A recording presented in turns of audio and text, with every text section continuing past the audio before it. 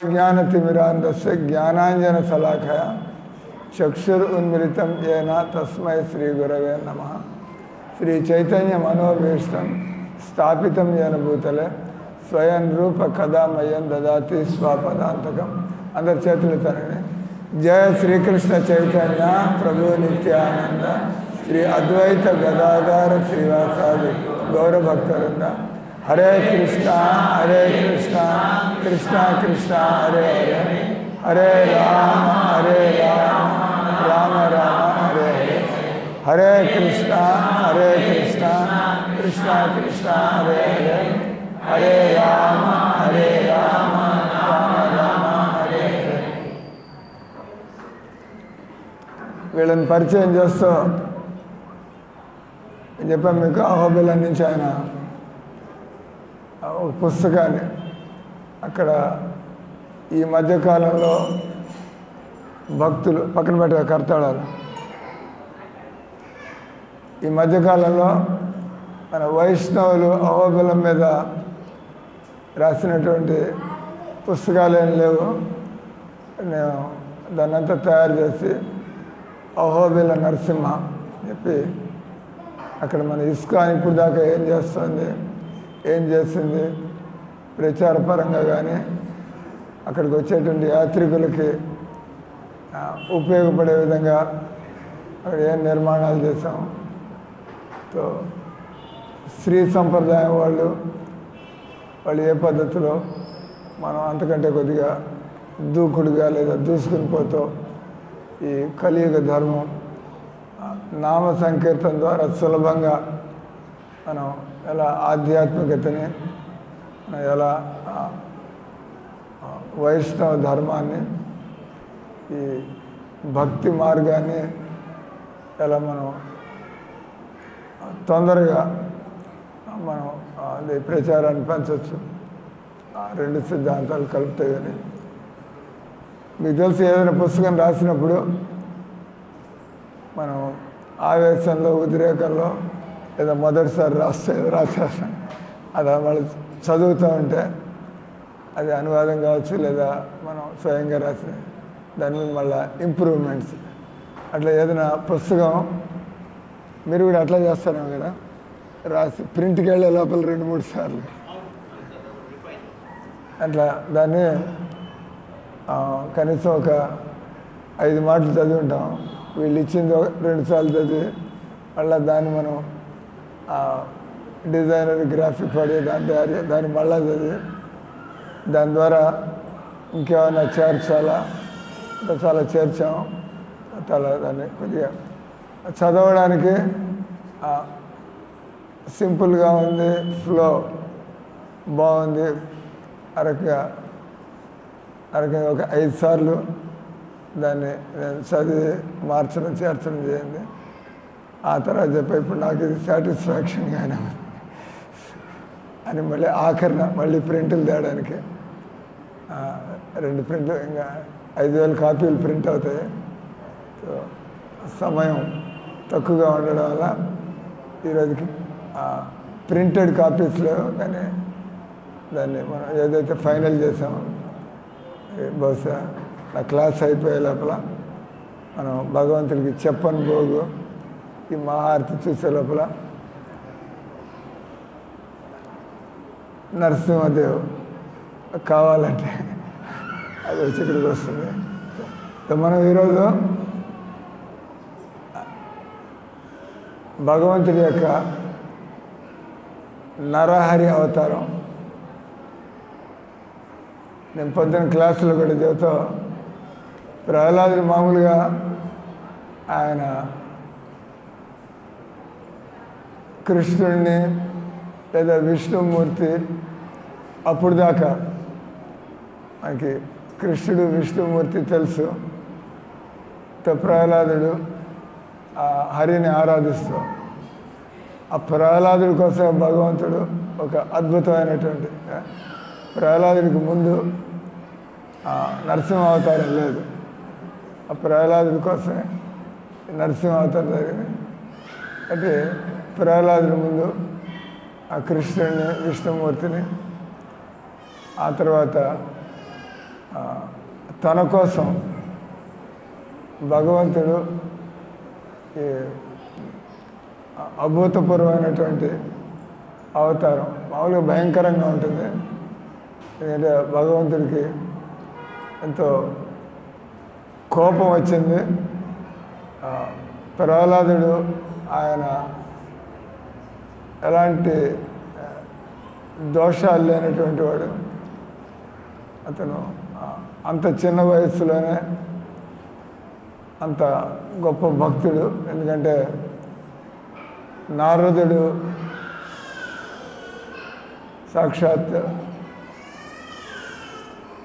భక్తావతారం, భక్తాగ్రసుడైనటువంటి నారదముని ఆయన్నే గురువుగా పొందాడు. ప్లస్ ఆయన తల్లి గర్భంలో ఉన్నప్పుడే ఆయనకి ఈ విధంగా వైష్ణవ ధర్మంలో దీక్ష చేయడం జరిగింది. దీని నుంచి కూడా మనం నేర్చుకునేటువంటి పాయింట్, మనకి దొరికినటువంటి గురువుని బట్టి మనం మామూలుగా మనుషుల్లో కొద్దిగా ఎదిగినటువంటి మనుషుల్లో మనం భగవంతుని పొందడానికి మనకు గురువు అనేవాడు కావాలని మనకు ఉండేటువంటి సందేహాలు, మనం భగవద్గీతను తెలుసుకోవడం, లేదా సాధన ఎలా చేయాలా, మనం భక్తిలో ఎదుగుతున్నావా లేదా, ఏ రకంగా పరీక్షలు ఉంటాయో తో ప్రొఫెసర్లు నిర్ణయిస్తారు. ఆ రకంగా భూమి మీద పుట్టిన ప్రతి ఒక్కడికి కూడా ఎవరైనా కూడా చావు పుట్టుక నుంచి బయటపడాలంటే నిత్య ఆనందం కదా. మనకెవరికి నిత్య ఆనందం అంటే తెలీదు. మీరందరూ కూడా ఒప్పుకోవాల్సి వస్తుంది. ఈ సంసారంలో ఏ వ్యక్తి కానీ, ఏ వస్తువు కానీ, ఏ పరిస్థితి కానీ మనకి నిత్యం అంటే జీవితం అంతా కూడా మనకి ఆనందాన్ని ఇచ్చేటువంటిది మనకేమన్నా దొరికిందా, దొరుకుతుందా? వీలు కాదు అది. అంతేకాకుండా మనకు మళ్ళీ జన్మలు ఉంటాయి. ఆత్మ ఆధ్యాత్మిక జగత్తుకి, భగవంతుడి లోకానికి వెళ్ళేదాకా మనం ఇక్కడ చక్కర్లు కొడుతూ ఉండాలి. అంటే మనం చేసే కర్మలకి ఈ శరీరం కలిగింది, ఈ శరీరంలో చేసే కర్మలకి తర్వాత శరీరం తయారవుతుంది. మరి నేర్చుకోవాలా. కృష్ణుడు భగవద్గీతలు కూడా ఆయన యోగా కర్మషు కౌశలం, అందరూ కర్మలు చేస్తూనే ఉంటారు, చేయవలసి ఉంటుంది. అరే బో ఇది కాదు, అది తెచ్చినట్టుగా వస్తాయండి.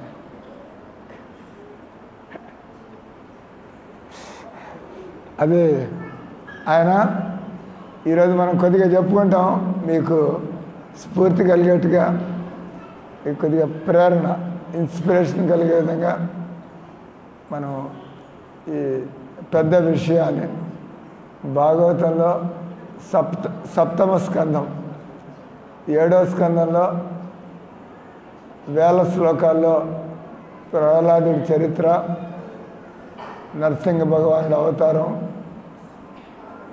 ఈ హిరణ్యకశిపుడి ఈ తపస్సు, అతని దుష్ట కార్యాలు, తర్వాత ఏ విధంగా హిరణ్యకశిపుడు ఆయన అన్ని వరాలు పొంది అంత శక్తిమంతుడయ్యండి ఆయన భగవంతుడి చేతుల్లో ఒక ఈగలాగా, దోమలాగా కదా. మనందరికీ తెలుసు, ఒక ఈగని దోమని ఒక మనిషి చంపడానికి వాట్ ఈస్ ది డిఫికల్టీ, నలిపి పారేస్తారు. ఆ రకంగా 3 లోకాలని జయించినటువంటి హిరణ్యకశిపుడు, అన్ని సిద్ధులు, అన్ని శక్తులు ఉన్నటువంటి వ్యక్తి, భగవంతుడితో తలపడినప్పుడు ఆయన ఒక అగ్నిలో పడిపోయే పురుగులాగా, లేదా నీళ్లలో కొట్టుకుపోయే గడ్డిపోచలాగా ఆయన లేదా ఒక పులి మేకను గొర్రెను చంపుతుంది, దానికి పోటీ ఉంటుంది కదా, తప్పించుకోలేదు. ఆ రకంగా ఎవరు ఎన్ని సిద్ధులు పొందినా, ఎవరు ఎంత తపస్సు చేసి ఎంత శక్తిమంతులైనా భగవంతుడు ముందు మనం తృణప్రాయం మాత్రమే, గడ్డిపోసుతో సమానం. ఎందుకంటే మనకు కలిగినటువంటి శక్తులన్నీ కూడా ఆయన ఇచ్చినటువంటివే కదా. ఆయన అనంత శక్తిమంతుడు. ఇటు మన బలానికి సార్థకత, మన తెలివితేటలకి సార్థకత, మన యోగ్యతలకి సార్థకత, దాన్ని మనం భగవంతుడు సంతోషపడే విధంగా, అంటే భగవంతుడి సేవలో నియోగించడం లేదా పరోపకారార్థం కదా, మనకు ఉండేటువంటిది ఇతరులకు మేలు కలిగే విధంగా, ఇతరుల్ని అణచడానికి, ఇతరుల మీద పెత్తనం చేయడానికి, మనం ఇతరుల్ని వాడుకోవడానికి మన బలాన్ని ప్రయోగం చేయడం కాకుండా ఇతరులకి సహాయం చేయడం కదా. అంటే ముందు మనం బాగుపడాలా, ఇతరులకి మనం ఈ విషయాలు చెప్పాలా. చైతన్య మహాప్రభు శబ్దాల్లో ఈ కలియుగంలో భారత భూమిలో ఇలా మనుష్య జన్మ సార్థక కరి పరోపకారం.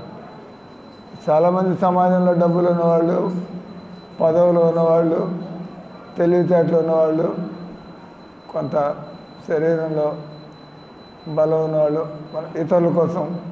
కానీ ముందు మనకి తెలియాలా జీవితంలో ఏం చేయడం మానవ జీవితంలో మనం సఫలతను పొందినట్టు. మనకి తెలియకపోతే మందులు కొనియడం, అన్నం పెట్టడం, గుడ్డలు ఇవ్వడం, లేదా శారీరకమైన సేవ చేయడం, ఇవన్నీ కూడా శరీర అవసరాలే కదా. దానివల్ల మనం కేవలం రుణానుబంధాల్లో పడతాం. అని మనం ఇతరులకి మనం ఆధ్యాత్మికంగా, అందుకే ప్రభుపాదుల వారి గురువు భక్తి సిద్ధాంత మహారాజు ఆయన అంటాడు, మనం ఇతరులకి డబ్బులు ఇవ్వడం, గుడ్డలు తిండి పెట్టడం భగవంతుడికి చేతకాదయింది, భగవంతుడు ఇయ్యలేడయింది. కాబట్టి మనకి యోగ్యత లేదు, అర్హత లేదు, మన కర్మలు బాగలేదు.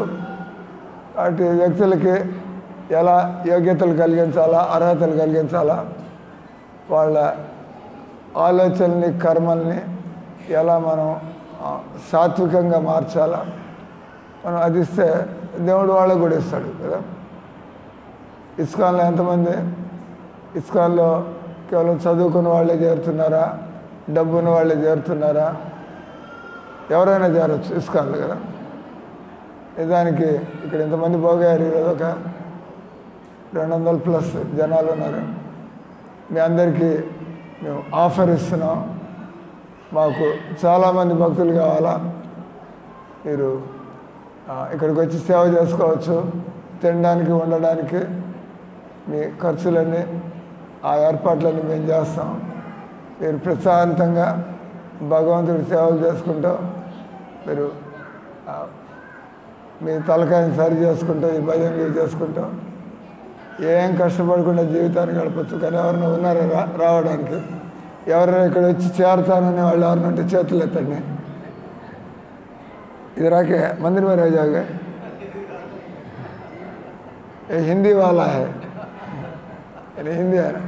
इस उम्र में आप मंदिर में आ जाओगे. आप पहले सुना नहीं बोलते,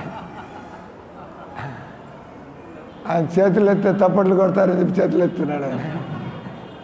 हम पूछ रहे थे आपको इधर रहने का आपको खाने का सब प्रबंध किया जाएगा, आप आराम से इधर रहकर ठाकुर जी की सेवा में अपना जीवन बिताओ.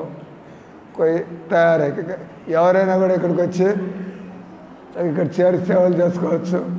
మీకు 60 ఏళ్ళు వచ్చినా 70 ఏళ్ళు వచ్చినా మీ పిల్లకాయకి పెళ్ళిళ్ళు అయిపోయి మీరిద్దరు దిక్కులేని వాళ్ళలాగా మూడు పిల్లలు ఇంట్లో ఉంటున్నా మనకి ఆలోచన రాదు.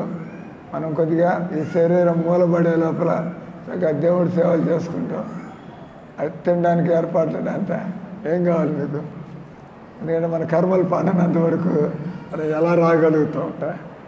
మనం బృందావనం జగన్నాథ్పురిలో ఉండాలన్నా మనం ఒక వైష్ణవ మందిరంలో వచ్చి ఉండాలన్నా కూడా భగవంతుడు పిలిస్తే కానీ మనం రాలేము.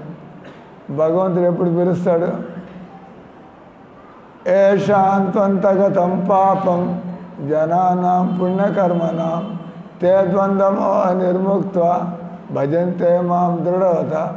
ఎవరికి మనసులో నా జీవితాన్ని నా శేష జీవితాన్ని భజన చేసుకుంటూ గడపాల. అంతే కదా, పిల్లలకి పెళ్ళిడైంది ఇంటి కుక్కలాగా ఇంటిని పట్టుకుని ఏళ్ళాడుతుంటే మన శాస్త్రాల్లో ఎక్కడ చెప్పలేదు. శాస్త్రాల్లో పంచస్వార్థం వనం రజయత్. 50 ఏళ్ళు దాటాయంటే ఇంకా మనకి ఏ పక్షవాతం వస్తుంది, ఏ గుండెపోటు వస్తుంది, మనకి ఏ బ్రెయిన్ స్ట్రోక్ వస్తుంది అని కూడా రావడం ఖాయమే కదా. ఆశ్చర్యం లేదు. రాకపోతే ఆశ్చర్యపడాలి. అరే వీడికి 80 ఏళ్ళు ఏం రోగాలు లేకుండా ఎట్ట బతుకుతున్నాడు అనే కదా.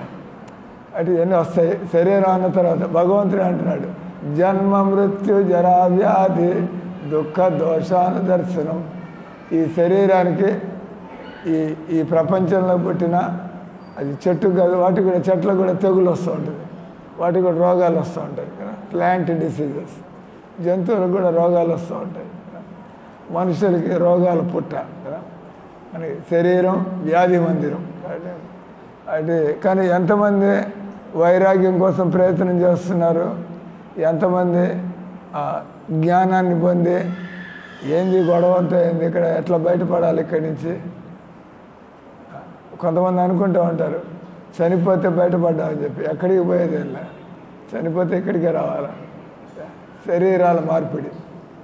ఈ శరీరం వదిలిపెట్టి ఆ శరీరం వదిలిపెట్టి ఇంకో శరీరం.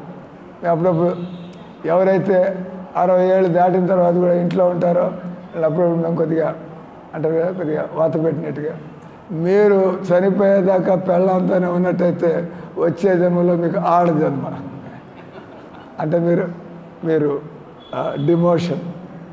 ఆడవాళ్ళు భర్తతో ఉంటే వాళ్ళకి మంచిదే, వాళ్ళకి మగ జన్మ వస్తుంది, ఫ్రీగా ఉంటారు, భక్తిలో ముందుకు వెళ్ళిపోతారు.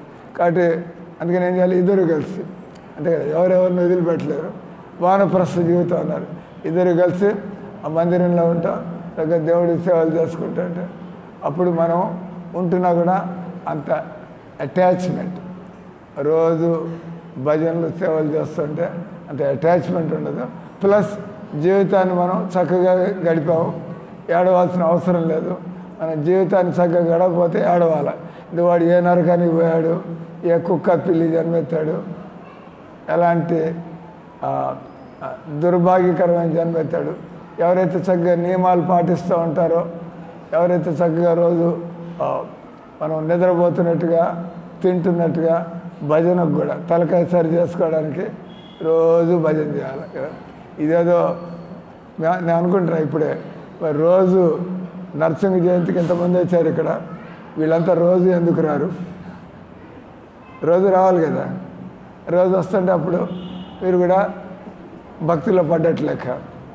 లేదు సంవత్సరంలో ఏదో నరసింహ జయంతికి ఒకసారి కనిపించడం, జన్మాష్టమి కనిపించడం, ఆ తర్వాత దూరం నుంచే మనకెందుకు ఇదంతా, మన పని కాదు ఇది అంటే మీకు జ్ఞానం కలగలేదు. అయినా ఇక్కడ మనం ఈ సందర్భానికి చెప్పుకుంటుంది ప్రారంభంలో చెబుతున్నట్టుగా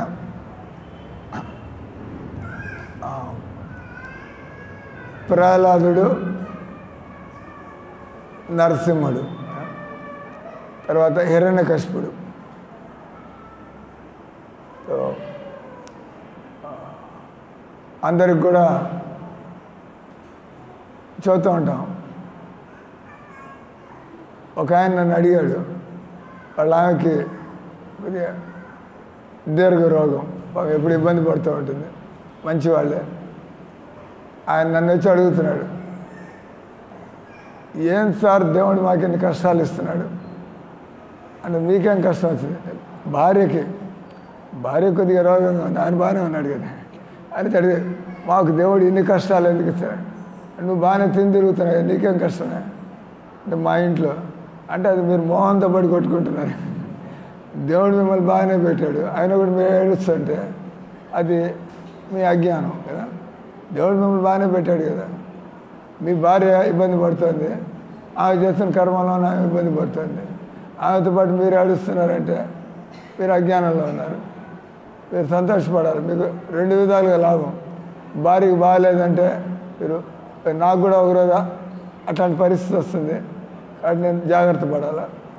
రెండోది, మన ఇంట్లో ఎవరికైనా బాగాలేదు, అప్పుడు మనకి ఇబ్బందులు లేకుండా మనం నేర్చుకున్న జీవితంలో ఎలా కష్టాలు వస్తున్నాయి అంటే మనం దేవుణ్ణి వెతకాలి. ఆ రకంగా మనకి తెలివితేటలుంటే ఉన్న పరిస్థితుల్ని మనం భక్తిలో ఎదగడానికి అనుకూలంగా మలుచుకుంటాం కదా. సుఖాలు వస్తుంటే దేవుడి దయ వల్ల, కష్టాలు వస్తుంటే ఈ ప్రపంచం యొక్క నగ్న సత్యం, రియల్ ఫేస్. సంసారంలో దుఃఖాల గ్యారంటీ ఉంది, మనకి సుఖం అది కూడా ఖచ్చితంగా ఆగిపోతుంది కదా, ఖచ్చితంగా ఆగిపోతుంది. భగవంతుడు చెబుతున్నాడు, దుఃఖాలయం అశాశ్వతం గీతలో, అనిత్య అసుఖం, 2 శ్లోకాలు భగవద్గీతలో. అనిత్య అసుఖంలోకే ఇమం ప్రాప్య భజస్వమాం.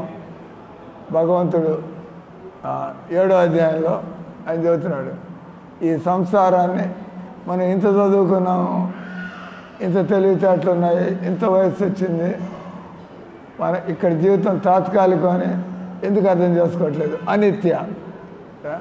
ఇప్పుడు మీరు 2 నెలలకు అమెరికా పోతారనుకోండి, మీ ఇల్లు వాకిలు అమ్మేసుకుని, ఎందుకంటే కాస్ట్ ఆఫ్ లివింగ్, మీరు ఎంజాయ్ చేయాలని బాగా ఖర్చు పెట్టాలి. మీ ఇల్లు వాకిలు అమ్మేసుకుని 2 నెలల కోసం మీరు అమెరికా పోయి అంతా ఖర్చు పెట్టి ఇక్కడికి వచ్చి అడుక్కుని తింటారా అని, ఎక్కడ ఉంటారు కదా. మీకు తెలుసు టెంపరీ, మనం పోయేది 2 నెలలకు అమెరికా పోతున్నాం, ఇల్లు వాకిలు అంతా అమ్మేసుకుని అక్కడ ఎంజాయ్ చేసేసి వచ్చిన తర్వాత ఇంకా 40-50 ఏళ్ళు బతకాల, ఎట్ట బతుకుతారు? ఆ రకంగా ఈ జీవితం తాత్కాలికమైంది, కానీ ఆత్మకి చావు లేదు కదా. కాబట్టి ఈ తాత్కాలిక శరీరాన్ని మీరు ఎంజాయ్మెంట్స్కి వాడుకుంటారా, ఎన్లైటన్మెంట్కి వాడుకుంటారా? The choice is yours. ఈ నిర్ణయం మీది. నాకు చావక తప్పదు. ఈ జీవితాన్ని 2 రకాల మనుషులు, చనిపోతాం కదా స్వామి, చనిపోయే లోపల ఎంత అనుభవించగలిగితే అదొక ఫిలాసఫీ.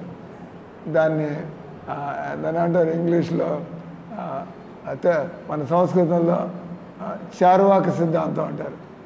చార్వాకుడు అంటాడు, చావక తప్పదు, అప్పో సొప్పో చేసి మనకి ఎంత ఎంజాయ్ చేయాలి, ఎందుకంటే పోతాం కదా. పోయిన తర్వాత ఇంకంతే, భస్మీభూతం దేహస్య కిం పునర్ ఆగమే భవేత్. మనం చచ్చి బూడిదలో కలిసిపోతాం, ఆ తర్వాత ఏం ఆలోచించడం ఎందుకు? ఇప్పుడు మన చేతుల్లో ఉండే అవకాశాన్ని, అంటే పాపం పట్టించుకోమాక మనం అన్యాయం అబద్ధం, జస్ట్ ఎంజాయ్ యువర్ లైఫ్. అప్పో సొప్పో చేసి డబ్బులు తీసుకురా, ఎంజాయ్ చేయి. పోయిన తర్వాత అంత ఎగ్గొట్టేస్తాం కదా, ఎవరికి ఇంక గట్టకల్లా. మనం అప్పులు తీసుకుని ఎగ్గొట్టిపోతే వాడిని ఎత్తుని గుడ్డేసి కూర్చో, వాడు చచ్చిన తర్వాత ఎవరి దగ్గరికి వెళ్ళి అప్పు వసూలు చేసుకుంటాడు. అంటే కొంతమంది సిద్ధాంతం. కానీ ఎవరికైతే సజ్జన సాంగత్యం ఉంటుందో, ఎవరికైతే కొద్దిగా శాస్త్ర చక్షువులు అన్నారు, మనకి దృష్టిని ఇచ్చేటువంటి, మనకి కళ్ళున్నంత మాత్రాన మనకి దృష్టి ఉన్నట్టు లెక్క కాదంట. ఈ కళ్ళుండి మనం ఆత్మను చూడగలుగుతున్నామా? ఈ కళ్ళుండి దేవుణ్ణి చూడగలుగుతున్నామా? మనం ఈ కళ్ళుండి మాయ నుంచి బయటపడగలుగుతున్నామా? అంటే ఈ కళ్ళుండి, అందుకే ఒక ఆయన ఉన్నాడు, ఒక గొప్ప భక్తుడు, బిల్వమంగళ్ ఠాకూర్ అని చెప్పి ఒక గొప్ప భక్తుడు, చాలా గొప్ప భక్తుడు ఆయన. పెద్ద పెద్ద గ్రంథాలు రాశాడు కృష్ణుడి మీద. కృష్ణుడు స్వయంగా వచ్చి ఆయనతో పాటు కాలక్షేపం చేసేవాడు. కానీ ఆయన పూర్వాశ్రమం మనందరిలాగానే భోగ ప్రవృత్తి. మనంతా కూడా హిరణ్యకశిపుడి కేటగిరీకి చెందిన వాళ్ళం. ఈ భూమి మీద పుట్టిన వాళ్ళంతా కూడా మనంతా ఆయన పెద్ద రాక్షసులు అయితే మనంతా బుల్లి రాక్షసులు. మనకుండేటువంటి శక్తితో హౌ టు ఎంజాయ్ లైఫ్ కదా. అందుకని చెప్పి ఈ బిల్వమంగళ్ ఠాకూర్ ఆయన చూశాడు, పెళ్ళాం ఉంది, ఆయన కూడా మనసు ఇంకో అందమైన ఆడదాని మీద పోతుంది. ఆ తర్వాత ఇట్లా ఆయన ఈ కోరికలు ఎప్పుడు పోయేట్టుగా కనబట్టలేదు. అప్పుడు ఆయన ఒక వేశ్య, మూడోసారి ఆయన ఒక వేశ్యతో పాటు ఆ వేశ్య నోటి నుంచి భగవంతుడు గుర్తు చేశాడు అన్నట్టుగా ఆ వేశ్య పేరు చింతామణి. బిల్వమంగళ్ ఠాకూర్ ఒక చక్కటి అనుకూలంగా ఉండేటువంటి భార్య ఉంది, అందంగా ఉంది, అన్ని సేవలు చేస్తుంది, కుటుంబ ప్రతిష్టను పెంచే విధంగా. కానీ ఈయన బుద్ధి భ్రష్టు పట్టింది. ఆయన డబ్బులు ఉన్నాయి ఈయన దగ్గర, ఒక వేశ్య మీద మనసు పడింది. ఆ వేశ్య వెనకాల పడిపోతూ ఉంటాడు. ఆ వేశ్యకు కూడా నచ్చలేదు, వీడేంద్ర బ్రాహ్మణ కులంలో పుట్టి చక్కటి భార్యను కూడా వీడు ఇంత నీచంగా. అనేది వేశ్య నోటి నుంచి ఒక డైలాగ్ వస్తుంది. ఒకసారి భయంకరమైన పరిస్థితుల్లో ఈ బిల్వమంగళ్ ఠాకూర్ వరదలను పట్టించుకోకుండా, శవాన్ని పట్టించుకోకుండా అక్కడ సర్పం ఉంటుంది. మామూలుగా సర్పం అంటే అందరూ భయపడతాడు. ఈయన కామవాంఛతో కళ్ళు మూసుకుపోయి ఆయన శవం మీద కూర్చొని నది దాటుతాడు. ఆ వరదలు వస్తుంటే మరుసటి రోజు పోవచ్చు కదా, ప్రాణానికి రిస్క్ తీసుకుని, టేకింగ్ రిస్క్ ఆఫ్ లైఫ్. కామాతురాణం నలజ్జ నభయం. ఎవరికైతే కామవాసన పట్టుకుంటుందో ఆ వ్యక్తికి సిగ్గు ఉండదు, భయం ఉండదు. అది మనం చూస్తూ ఉంటాం ఈ రోజుల్లో పేపర్లో ఏ విధంగా న్యూస్ అని బయటకు వస్తూ ఉంటారు.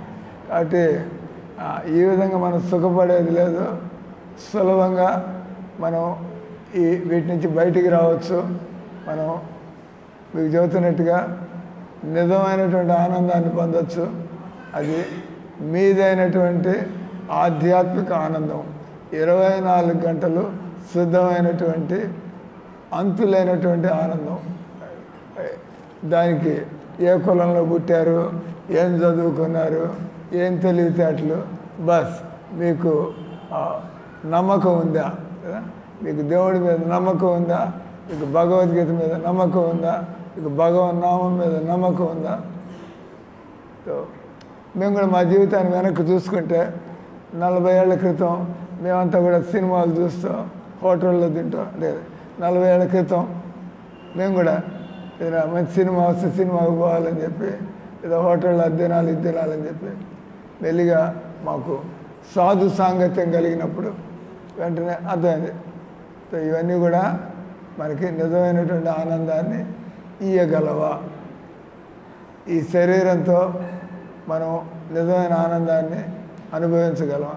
ముసలితనం వస్తే, రోగం వస్తే ఏముంటుంది ఆనందం? కానీ అందరికీ ఇది రాక తప్పదు. కాబట్టి మనం జాగ్రత్త పడవచ్చు కదా. ఇంగ్లీష్లో ఏదో సామెత ఉంది, make hay while the sun shines. అంటే పగటి కాలంలో మనం పని చేసుకోవాలి, లేకపోతే రాత్రిలో చీకట్లో ఎక్కడికి పోయి ఏం పని చేస్తారు మీరు? ఆ రకంగా వయసు ఉన్నప్పుడు మనం చక్కగా మనం భగవద్గీత, భాగవతం మనం చక్కగా గురువుల దగ్గరికి వెళ్ళి విషయాలు వింటూ ఉంటే మేము ఒప్పుకుంటున్నాం. ఎవరు ఒక రాత్రుల్లో ఎవరు ఇక్కడ మహాత్ములు కాబట్టం లేదు. మనం ఒక జన్మలో కూడా బహుశా మహాత్ములం కాకపోవచ్చు. కానీ మీరు భగవన్నామాన్ని పట్టుకుంటే ఫెయిల్ అయ్యే అవకాశం లేదు. మీరు శాస్త్రాలు చెబుతున్నాయి, ఎవరైనా కూడా తెలుసో తెలియకో నేహా విక్రమ నాశోస్తి ప్రత్యవాయో న విద్యతే స్వల్పమప్యస్య ధర్మస్య త్రాయతో మాతో భయాత్. తెలుసో తెలియకో మనం వైష్ణవులతో పాటు కూర్చున్నట్టయితే, తెలుసో తెలియకో మనం భక్తులతో పాటు భగవన్నామ సంకీర్తనలో పాల్గొన్నట్టయితే, తెలుసో తెలియకో మనం అంత కూడా తినడం ఇష్టపడతాం. మనం తెలుసో తెలియదో ప్రోగ్రాంలో అక్కడ భోజనం ఉందంట, ఫీస్ట్, మనం తినేసి వద్దాం. మనకి భక్తి ఈ విషయాల్లో ఇంట్రెస్ట్ లేదు, కానీ మనం భగవంతుడికి నివేదన చేసినటువంటి భోజనాన్ని తిన్నాం. ఎవరైతే భగవంతుడికి భగవంతుడికి నివేదన చేసినటువంటి భోజనం తింటారో, ఎవరైతే భక్తుల మధ్యలో, ఈ ఆర్టిస్టులు వీళ్ళు కాదు, సినిమా పాటలు వాళ్ళు కూడా ఏమంటారు దాన్ని, ఈ సినిమాల్లో పౌరాణిక సినిమాలు వస్తూ ఉంటాయి, అదంతా కూడా వాళ్ళు భక్తి చేసేవాళ్ళు కాదు. అటువంటి పాటలు విన్నాం కాదు, మనం భక్తుల మధ్యలో కూర్చుని మనం భజన చేసినట్లయితే భగవంతుడు అది గుర్తుపెట్టుకుంటాడు కదా. ఆ రకంగా మనం ఈ భగవద్గీత మనం చదవలేకపోయినా కూడా మనం విని కూడా నేర్చుకోవచ్చు.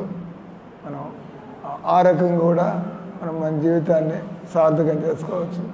కాబట్టి ఆ చైతన్య మహాప్రభు దయ వల్ల భగవంతుడు ఆయన అందరికీ అవకాశం ఇస్తున్నాడు. ఎలాంటి వ్యక్తి అయినా కూడా, మీరు భూతకాలంలో ఎలాంటి వ్యక్తులు, ఇప్పుడు మీ స్వభావం ఎలా ఉంది, మీరు ఏ కారణంగా వస్తున్నారు మందిరానికి.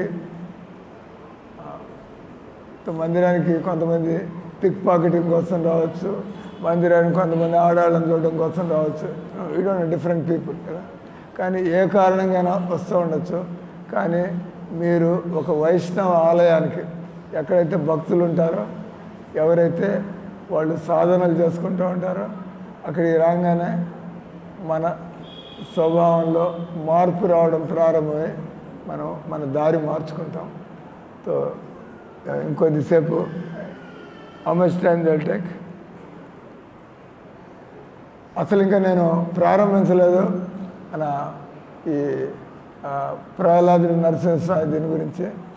మీరు ఇక్కడ పుస్తకాలు ఉన్నాయి, చిన్న చిన్న పుస్తకాలు, ప్రహ్లాదుడి దివ్య ఉపదేశాలు, భాగవత కథలు, సింగిల్ వాల్యూమ్. మీరు భాగవతం మామూలుగా 18,000 శ్లోకాలు ప్రభుపాద 1000 పేజీల్లో రాశారు. మీరు అది చూడంగానే ఇదంతా మన వల్ల అయ్యే పని కాదేమో అనుకుంటారు. సంస్కృత శ్లోకాలు, అనువాదాలు, తాత్పర్యాలు, దాని మీద చిన్న చిన్న పుస్తకాలు, చిన్న గైడ్ లాగా, అది చదివితే బాగుంది అనిపిస్తుంది. అప్పుడు మీరు ఓపికగా మీరు కూడా ఈ భాగవతం సెట్, ప్రతి మనిషి ఎవరైతే ఇక్కడ చదువుకున్న వాళ్ళు ఉన్నారో, మీరు ఎన్నో పుస్తకాలు చదివారు, ఈ ఎంఏ కోసం, ఎంటెక్ కోసం, మీరు నిజంగా చదువుకున్న వాళ్ళైతే భగవద్గీత చదవకుండా మీరు చదువుకున్న వాళ్ళు కాదు. అంటే మీలో సభ్యత, సంస్కృతి, మిగతా పుస్తకాలు చదవడం వల్ల సభ్యత, సంస్కృతి రాదు. మీరు డబ్బులు సంపాదించుకోవచ్చు, ఉద్యోగాలు తెచ్చుకొని, కానీ సభ్యత, సంస్కృతి అంటే మీకు మనశ్శాంతి కావాలంటే, మీకు ఆనందం కావాలంటే, మీరు ఉన్న దానిలో తృప్తిగా ఉండాలంటే, మనం ఇద్దరికితే ఎప్పుడు మీరు సుఖపడలేరు. మీ తలరాతల్లో ఏది రాసి పెట్టిందో దానిలోనే మనం ఉంటూ భజన చేస్తూ ఉంటే పరిస్థితులు మారే అవకాశం ఉంటుంది. అర్హత లేకుండా అర్హులు చేస్తుంటే, అర్హత లేకుండా అది కావాలి ఇది కావాలంటే ఎక్కడి నుంచి వస్తుంది? వీలు కాదు. కాబట్టి ఈ భాగవత ధర్మం మనకి అర్హతను కలిగిస్తుంది. కష్టమేం లేదు. చక్కగా నమ్మకంగా భగవన్నామం అంటూ ఉంటే మనకి ఎలా పరిస్థితులు మారుతాయో చేసేవాళ్ళు చూస్తున్నారు. అటు వాళ్ళతో పాటు మీరు కూడా చేస్తూ ఉంటే మీకు జీవితంలో, నాకు ఎవరిని అడిగితే ఒక భక్తుడిని నీకేం కావాలయ్యా, లేదా ఒక వ్యక్తి రోజు తెల్లారుదామని లేచి భజన చేస్తున్నారు. ఎవరు తెల్లారుదామని లేరు, ఎవరు రోజు ఎలాంటి నాగా లేకుండా, బ్రేక్ లేకుండా రోజు చేస్తుంటే పట్టుదలగా మీకు కుతూహలం కలుగుతుంది.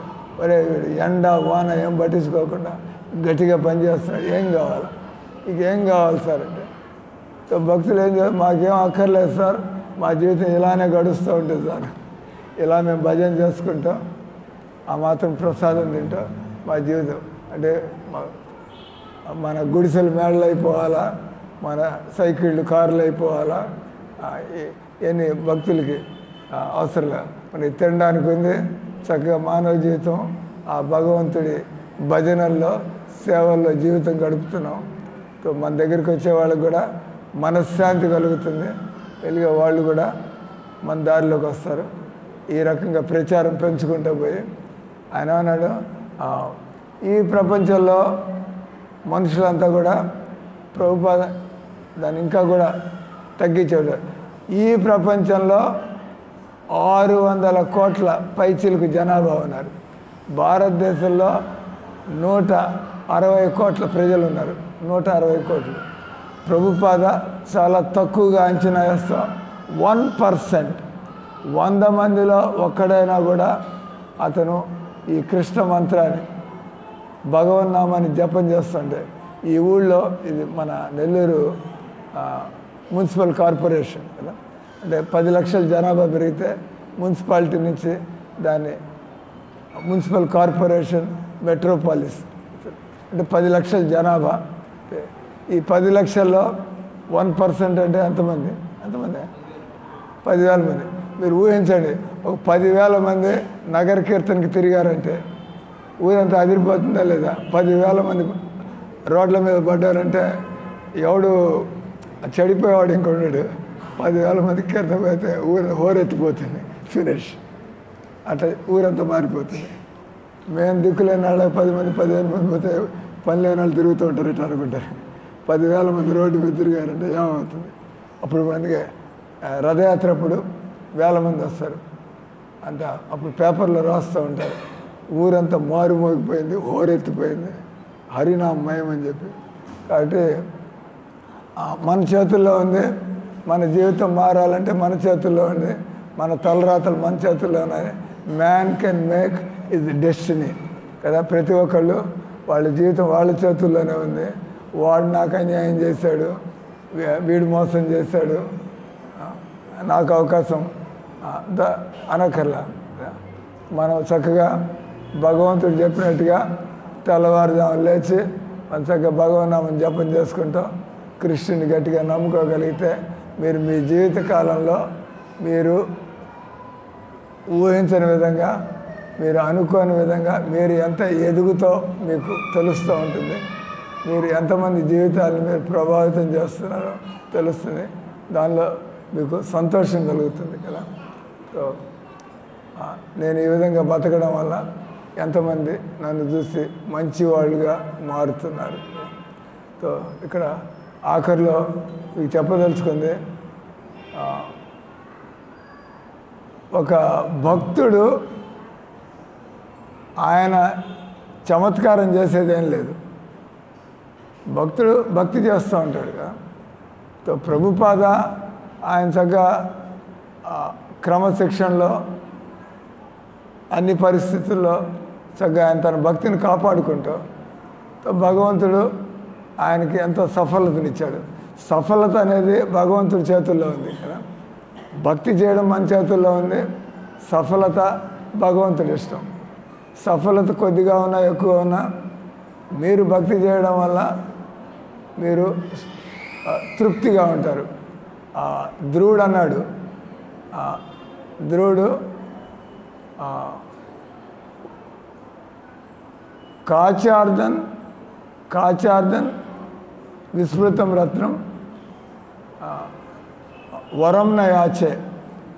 ఆయన ఏమంటాడు, నేను డబ్బు కోసం, రాజ్యం కోసం, పదవుల కోసం, నేను గాజు పెంకుల కోసం ఇప్పుడు దాకా తిరిగాను, కానీ మీ నామాన్ని నారదముని దయ వల్ల నేను భగవన్నామాన్ని పొంది దాన్ని సాధన చేస్తుంటే ఇప్పుడు నాకు అర్థమవుతుంది, ఈ భౌతిక ప్రపంచంలో ఉండేటువంటి సో కాల్డ్ గొప్ప పరిస్థితులన్నీ కూడా, ఇవన్నీ కూడా గాజు పెంకులు లాంటివి.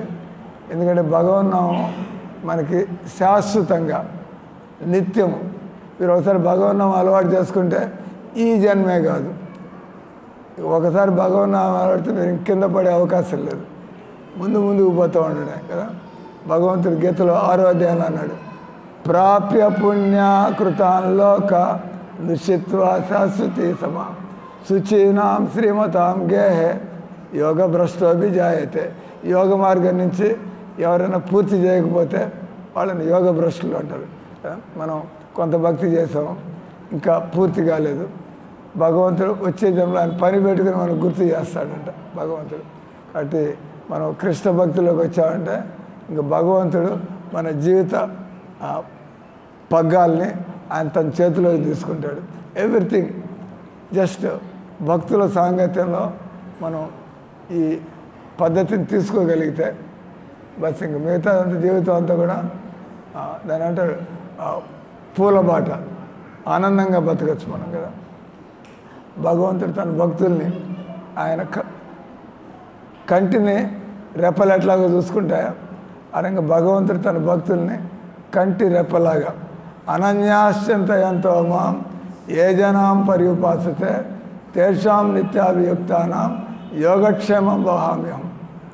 భగవంతుడు అంటే మనం ఇంకా సందేహించాల్సిన అవసరం లేదు. Don't doubt. అందరూ కూడా మనకి మోడీ గ్యారంటీ వాడి గ్యారంటీ నాట్ షూర్. కానీ భగవంతుడు మీరు నమ్ముకున్నారంటే, ఎందుకంటే భగవంతుడు సర్వసమర్థుడు, భగవంతుడు సత్యవ్రతుడు కదా. అంటే కానీ మనం వాళ్ళని నమ్మి వీళ్ళని నమ్మి ఏమి చేస్తూ ఉంటాం.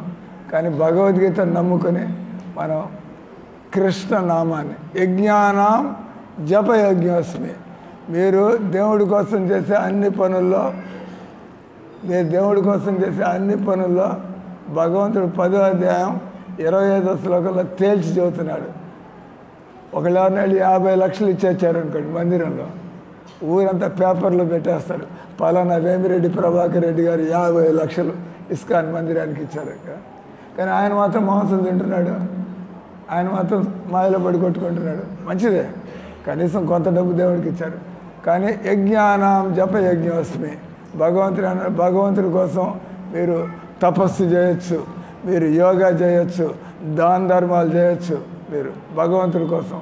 కానీ అంతకంటే కూడా సులభమైంది ఎవరైతే నామయజ్ఞం, భగవన్నామాన్ని ఎవరైతే అది మనల్ని ఉద్ధరిస్తుంది. అది ఎన్ని పుణ్యాలన్నీ చేసుకుంటూ ఆఖరిలో మనకి భగవన్నామం మీద మనకి ఎవరైతే పూర్వజన్మలో నానా రకాల దాన ధర్మాలు చేశారో, ఎవరైతే పూర్వజన్మలో ఎన్నో గ్రంథాలు అధ్యయనం చేశారో, ఎవరైతే పూర్వజన్మలో ఎంతో తపస్సు చేశారో అటువంటి వాళ్ళు ఆఖరి జన్మలో వాళ్ళకి భగవన్నామం కృష్ణనామం మీద నమ్మకం కలుగుతుందంట. అది కృష్ణ మీద నమ్మకం కలిగినంటే పారవగా కదా. మన జీవితం ఇంకా మనం ఈ సంసార బంధాల్లో పడే అవకాశం లేదు. అందరూ ఒకసారి చేతులు ఎత్తానండి. హరే కృష్ణ కృష్ణ కృష్ణ హరే హరే, హరే రామ రామ రామ హరే హరే. ఎంత టైం పడుతుందా?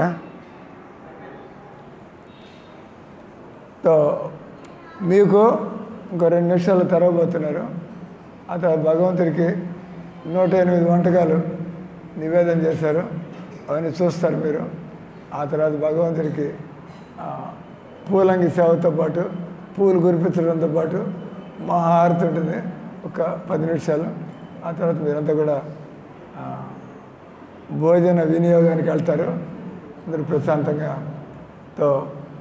చాలామందికి ఈ భాగవతం చదివినప్పుడు అవి నమ్మశక్యం కాని విషయాల్లాగా ఉంటాయి.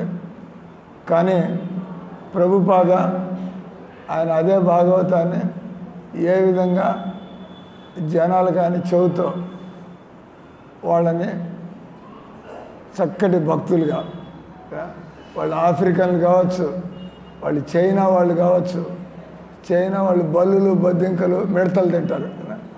కానీ ప్రభుపాద అటువంటి వాళ్ళని కూడా వాళ్ళందరినీ కూడా చక్కగా భగవన్నామంతో ఆయన వాళ్ళు ఇప్పుడు భారతదేశంలో హిందువులు బ్రాహ్మణులు కూడా బతకని విధంగా అంత గొప్పగా బతికేట్టుగా వాళ్ళని చక్కగా వాళ్ళ జీవితాన్ని అంత సరిచేశాడు.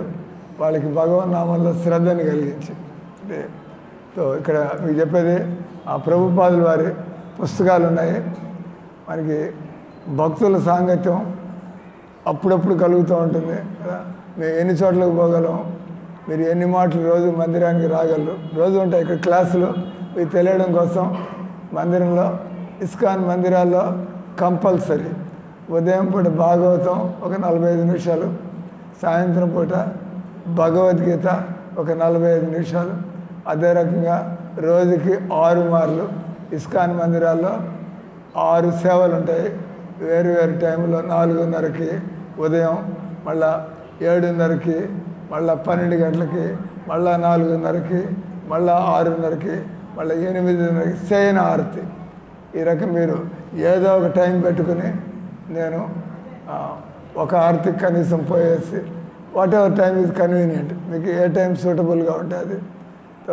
తర్వాత మీకు చెప్పదలుచుకున్నది మనకి భక్తుల సాంగత్యం.